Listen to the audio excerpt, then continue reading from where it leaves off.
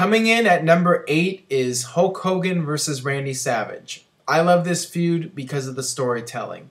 It was a feud that spanned a long period of time, and a feud that WWE planned out well in advance. And I think that really helped make this storyline a memorable one. It started off, first of all, Randy Savage was a mid-card to upper-card level heel, and he would have a little bit of a feud with Hulk Hogan, but things really began, the story really began when Randy Savage won the WWE title at WrestleMania 4, and Hulk Hogan and Randy Savage formed the Mega Powers, and this was all part of the story.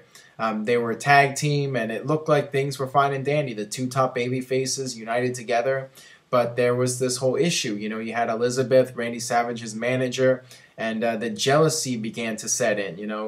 Hulk Hogan would get maybe a little bit too close to Elizabeth, and it would drive Randy Savage nuts. And this feud slowly evolved. At SummerSlam, the very first SummerSlam, they won their big match, and then I think Hulk Hogan patted Elizabeth's behind or something, and Savage just gave him this little glance. It's just a little thing, but it would become significant later. And then at Survivor Series, they'd start to have issues. Hulk Hogan would be handcuffed, and Savage would be getting beat up, and Hulk Hogan's not making the save for him. So all this animosity began to build up, and it continued to escalate. At the Royal Rumble, there was a whole issue between the two of them in that match. And then finally, at the Saturday night's main event, the main event,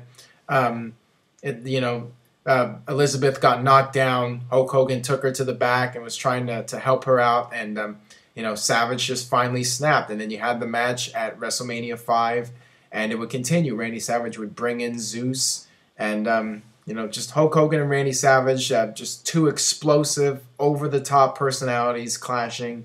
One of the greatest feuds in the 1980s for WWE.